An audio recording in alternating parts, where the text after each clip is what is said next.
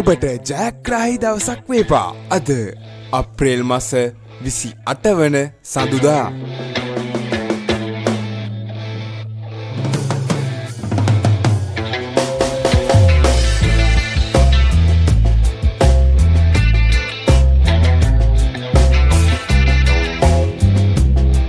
ජයග්‍රාහී අංක දිනපතා නැරඹීමට අපව සබ්ස්ක්‍රයිබ් කර තබා ගන්න.